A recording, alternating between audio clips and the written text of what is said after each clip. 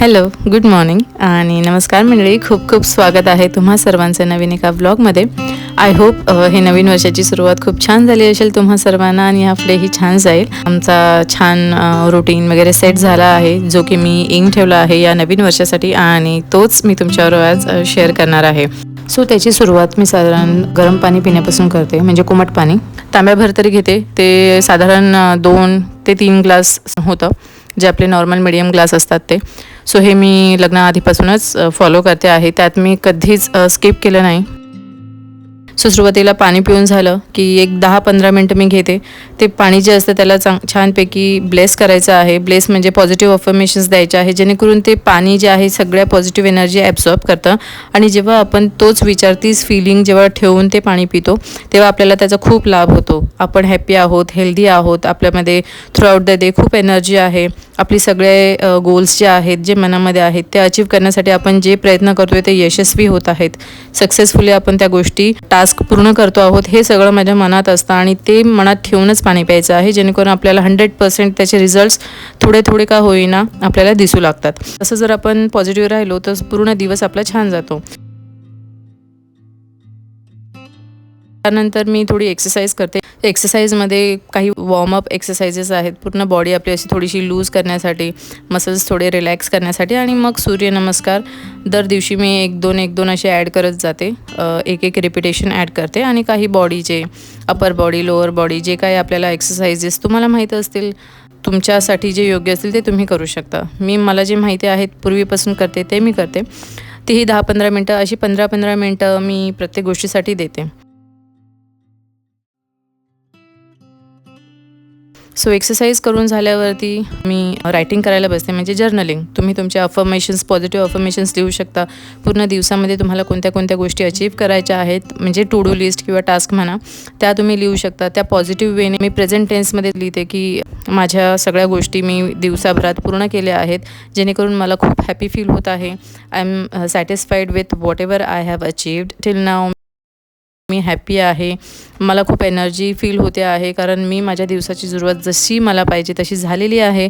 युनिवर्सवरती आपल्याला विश्वास दाखवायचा आहे. तुम्ही गॉड म्हणजे देव, जे काही तुम्ही म्हणू शकता, जी पॉझिटिव्ह एनर्जी आहे. आपण स्वामींची प्रार्थना करतो, आराधना करतो, त्यांचं देखील तुम्ही नामस्मरण करून पुढे गोष्टी लिहू शकता. सो बऱ्याच पॉझिटिव्ह अफर्मेशन्स आहेत, त्या मी पुढच्या काही ब्लॉगमध्ये नक्कीच त्यासाठी एक प्रॉपर व्हिडिओ बनवून शेअर करेन तुमच्यासोबत. त्यातल्या त्यात जर कुठली गोष्ट आपण हातात घेतली आहे एका दिवसात, किंवा त्याचा काही कालावधी आपण ठरवला आहे आणि ती गोष्ट जर पूर्ण झाली नाही आहे, तर त्यासाठी वाईट वाटून घ्यायचं नाही आहे, कुठलंही दुःख मनात ठेवायचं नाही आहे, कारण वेळ तर गेली आहे. त्यापेक्षा आपल्या जे हातात आहे, जे आपण आता करू शकतो, किंवा नवीन जोमाने पुन्हा कामाला लागू शकतो आपण. अशा पद्धतीचा जर आपण ॲटिट्यूड ठेवला किंवा अशा पद्धतीचा अप्रोच ठेवला, तर आपल्याला रादर दॅन ज्या गोष्टी झाल्या नाही आहेत त्या पूर्ण कशी करू शकतो, यासाठी आपण प्रयत्नशील राहिलं पाहिजे. कारण काम शेवटी आपल्यालाच ते पूर्ण करायचं आहे, कारण आपल्यासाठी दुसरं कोणी करणार नाही आहे. सो बेटर आपण पॉझिटिव्हली जेवढं स्वतःलाच मोटिवेट करू शकतो, पुढच्या गोष्टींकडे लक्ष देऊन तेवढं आपण नक्कीच केलं पाहिजे. आणि झाली की मी रीडिंगवरती स्विच करते. मी डिसेंबरच्या लास्ट वीकपासून कंटिन्युअस मी रीडिंग करते आहे आणि ते आत्तापर्यंत तरी मी कंटिन्यू केलं आहे, त्यामुळे मला खूप बरं वाटतं आहे. आणि पहिल्यांदा असं वाटतं आहे की रीडिंग जी आतापर्यंत माझ्याकडून कंटिन्युअस आणि कन्सिस्टंटली होत नव्हती, ती होते आहे.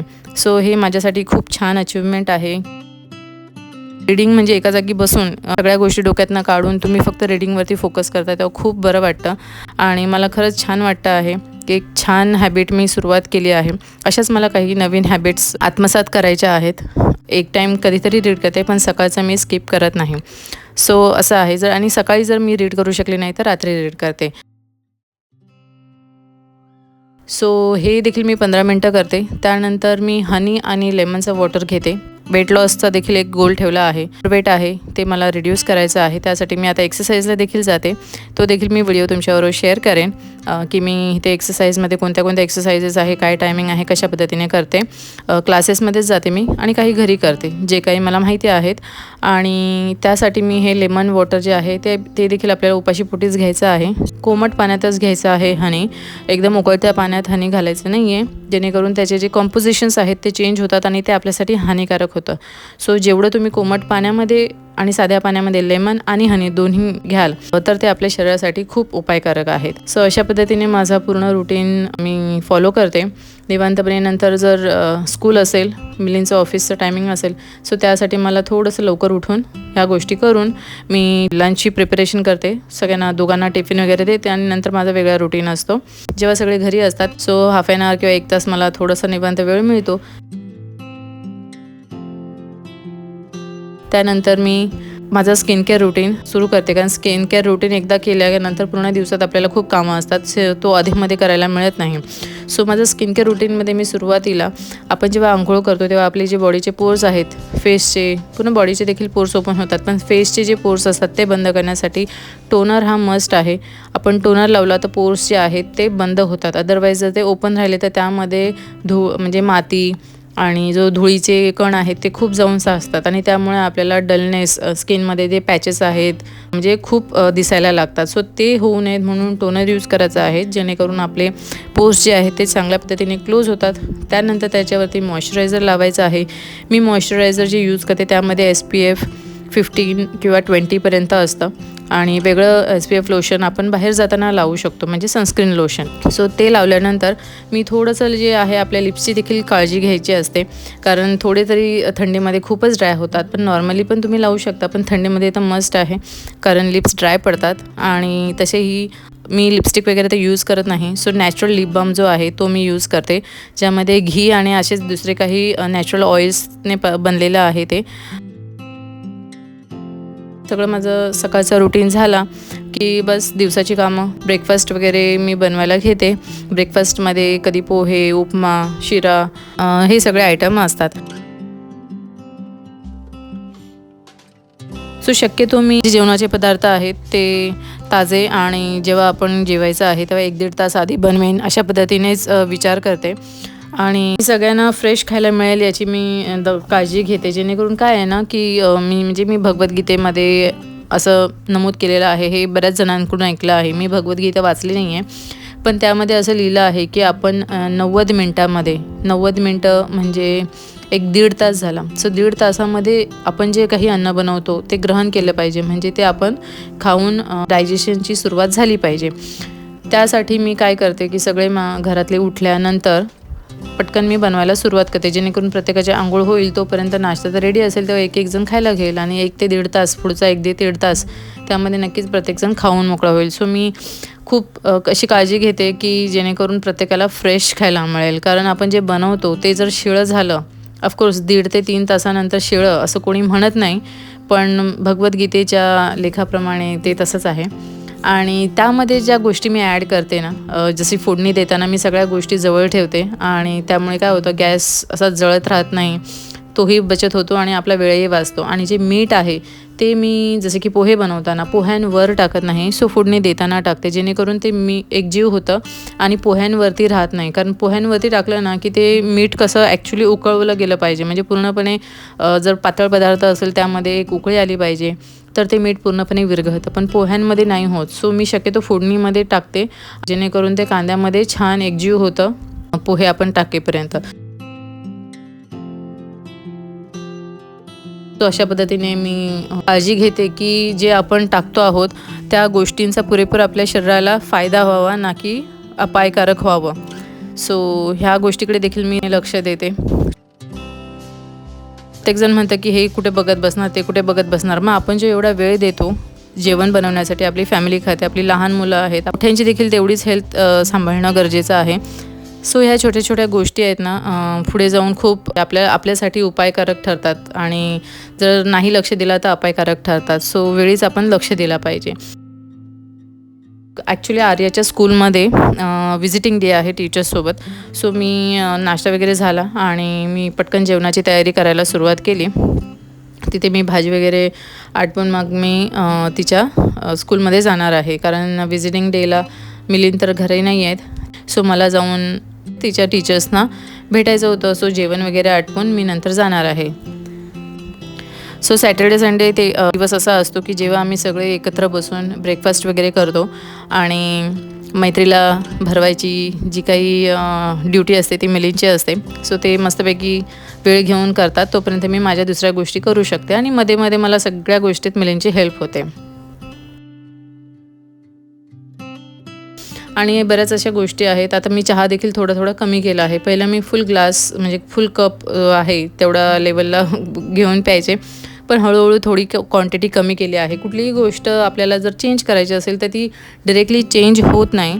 ते थोडा वेळ घेऊनच आपल्याला हळूहळू सुरुवातीला हॅबिट्स ॲड कराव्या लागतात किंवा काही चुकीच्या चेंज करायच्या असतील तर त्या चेंज करू शकतो. सो असं आहे. आणि अजून एक मला तुमच्याबरोबर गोष्ट शेअर करायची होती. आता इथे बघू शकता तुम्ही चपाती छानपैकी फुलली आहे. सो जे फुलके बनवतो आपण डायरेक्टली गॅसवरती टाकून तसं अजिबात करू नका. कारण काय होतं, हा जो केमिकली प्रोड्यूस केलेला गॅस आहे त्यामध्ये खूप केमिकल आणि सगळ्या गोष्टींचं मिश्रण आहे. त्यावरती जर आपण जेवण असं डायरेक्टली जेवणाचा पदार्थ जसे की चपाती म्हणा किंवा भाकरी कुठली म्हणा, तुम्ही जर डायरेक्टली त्यावरती शिजवलात तर आपल्याला गॅस, ब्लोटिंग खूप जास्त प्रमाणात होऊ शकतं आणि कालांतराने पुढे जाऊन आतमध्ये बॉडीमध्ये कुठल्या ना कुठल्या प्रकारचे आजार तयार व्हायला सुरुवात होतात. सो ते होऊ नये म्हणून तुम्ही प्लीज ते अवॉइड करा. डायरेक्टली पीठ आहे ते 10-15 मिनटं आपण जर मळून ठेवलं की ते छान तयार होतं आणि अशी नंतर चपाती छान फुगते. आर्या लहान असतानाची एक पॅन्ट होती. सो ती मी स्वच्छ धुवून किचनमध्ये ठेवली माझ्या वापरासाठी, जेणेकरून हाताला ना खूप धग लागते, म्हणजे इतकी हीट लागते की जर गाऊन घातला असेल तर पूर्ण हाताला चटके बसतात. सो त्यामुळे मी हे आर्याची जी पॅन्ट आहे मी अशी यूज करेन किचनमध्ये स्ट्रेचेबल, तसं मी एक शिवून घेण्याचा विचार करते. सो जेवण मी बनवून ठेवलं आहे आणि मग आर्याला मी घेऊन गेले तिच्या स्कूलमध्ये. आमची मीटिंग देखील झाली आणि तिथे नेहमी काही ना काही जेवणाचे मेन्यूज ठेवलेले असतात, कारण सकाळपासून लोक व्हिजिटिंग डेसाठी येत असतात.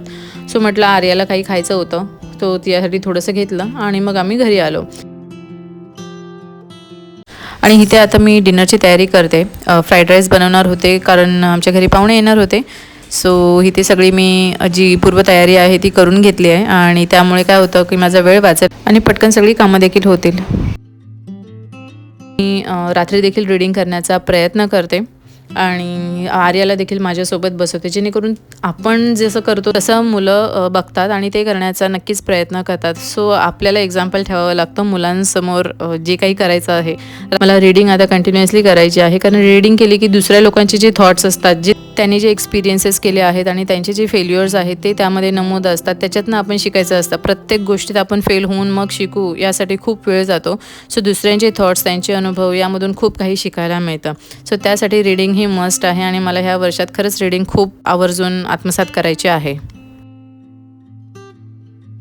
सो आय होप हा व्हिडिओ तुम्हाला आवडला असेल. ज्या काही गोष्टी मी एक्सपिरियन्स करते, म्हणजे अनुभव करते, त्या मी तुमच्याबरोबर शेअर करते. मला जी छोट्या टिप्स आणि ट्रिक्स दिवसाच्या रुटीनमध्ये ज्या मला तुमच्याबरोबर शेअर कराव्याशा वाटल्या त्या मी शेअर केल्यात. आय होप तुम्हाला आवडल्या असेल आणि भेटू आपण अशाच छानशा भागामध्ये. तोपर्यंत सगळ्यांनी काळजी घ्या. बाय.